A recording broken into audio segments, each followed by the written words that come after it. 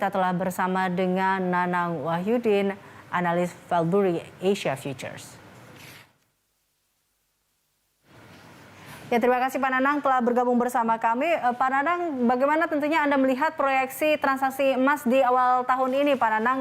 Kita lihat banyak ada sedikit koreksi di awal tahun ini, tapi kalau dibandingkan dengan tahun 2021, seperti apa?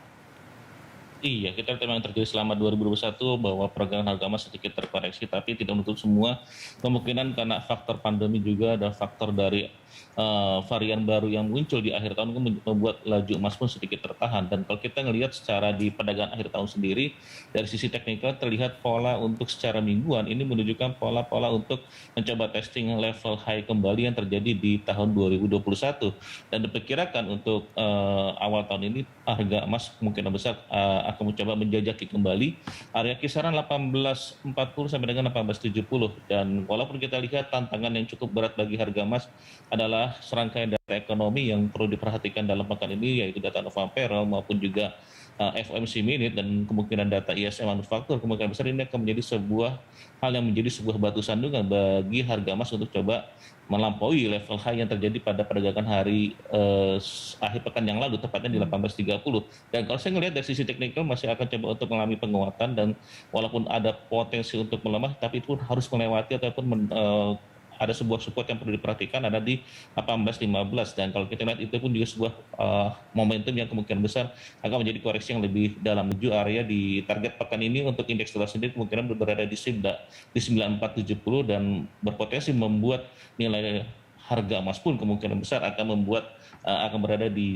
atas 1850. Oke, artinya harga emas masih berpotensi atau masih ada peluang untuk naik lagi. Tapi kalau kita lihat dengan melemahnya hari ini, bagaimana Anda merekomendasikan emas di awal tahun ini di 2022 dengan pengaruh Januari efek juga di sini?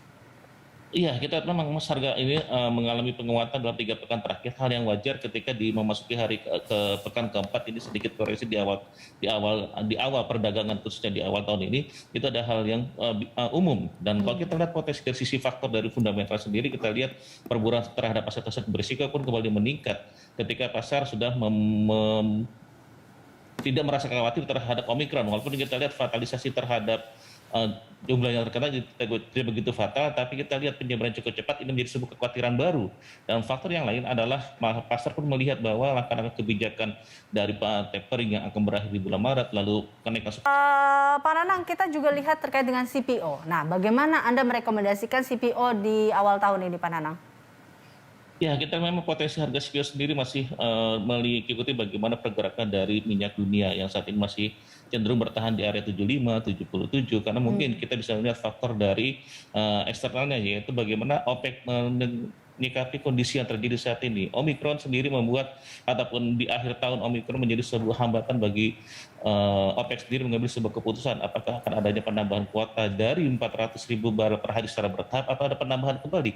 Bila ini tidak terjadi, maka dengan proses yang terjadi misalkan berkurangnya kekuatan terhadap Omikron dan peningkatan terhadap permintaan harga minyak, kemungkinan besar ini pun juga akan mendorong harga minyak akan kembali naik, dan paling tidak di sini akan memiliki ekses ataupun dampak terhadap CPO sendiri. Dan walaupun kita bisa melihat produksi yang terjadi saat ini tengah berkurang, ya kan, karena faktor curah hujan atau iklim dan juga kondisi yang terjadi Omikron sendiri membuat para pekerja untuk di sektor kelapa sawit sendiri pun mulai dibatasi, sehingga ini menjadi sebuah produksi berkurang, sedangkan permintaan sendiri pun mengalami peningkatan, dan harga CPO sendiri kemungkinan besar masih berada pada kisaran 4.500 atau 4.550 sampai dengan 4.700. Itu sebuah rentan yang kemungkinan besar masih akan tetap dijaga. Bagaimana tinggal kita lihat report dari data ataupun ekspor impor dari Malaysia yang akan kita sajikan di tanggal 10 Januari nanti. Oke, baik. Nah, dengan sentimen yang sama, yaitu bagaimana kita mengatasi Omikron ini kan juga tadi ada katakan kemungkinan ada sebuah pengaruh untuk harga atau harga naik yang dipengaruhi dengan stok juga. Bagaimana Anda merekomendasikan kalau kita lihat kopi dan kakao ini, Pak Nanang? Iya, kita memang kopi dan kakao sebuah hal yang cukup menarik di sini sebagai substitusi dari momentum yang terjadi adalah permintaan kopi itu cukup meningkat karena kita lihat sudah mulai adanya sebuah pembatasan yang dikurangi dan juga permintaan orang memiliki usaha dari kopi sendiri ini makin meluas, usaha-usaha UMKM ataupun yang lain, permintaan terhadap kopi secara global pun meningkat dan itu juga menjadi sebuah hal yang cukup menarik. Tapi satu sisi kita harus memperhatikan faktor dari kondisi iklim pun karena kita lihat melalui sistem tanam kopi itu kan melalui bagaimana tingkat curah hujan yang terjadi, apakah besar, sedang atau minimum. Yang cukupnya adalah hal yang sedang karena kemudian tingkat minimum yang misalkan curah hujan yang berkurang itu mempengaruhi produksi juga.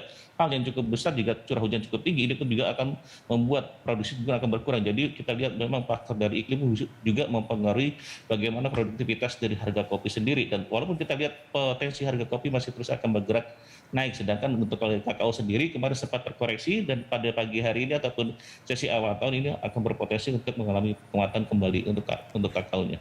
Baik, terakhir Pak Nanang, investasi komoditas alternatif apa mungkin yang paling Anda rekomendasikan di 2022 ini dan bagaimana prospek perak tahun ini? Oke, kita lihat memang kedua komoditas logam mulia baik itu silver maupun emas itu menjadi hal yang cukup menarik. Tapi kalau kita lihat potensi yang ada saat ini adalah harga emas saat ini masih terjebak dalam sebuah kisaran 1.870 ataupun 1.900 sampai dengan 1.720. Ini yang perlu diperhatikan. Tapi kalau kita melihat menyikapi kondisi yang ada, harga minyak, permintaan harga minyak menjelang Imlek maupun juga kita melihat menjelang nanti ternyata laju inflasi ini terus mengalami kenaikan, ini pun juga menjadi sebuah momentum orang untuk safe haven, dan harga emas pun kemungkinan besar terus akan coba bergerak menguat. Dan jadi saya menyampaikan bahwa komoditas harga emas dan silver itu masih sebuah hal yang cukup baik ditransaksikan khususnya di sektor komoditas. Baik, terima kasih Pak Nanang tentunya atas informasi dan juga analisisnya. Pemirsa, demikian Nanang Wahyudin, Research and Education Coordinator Valbeli Asia Futures.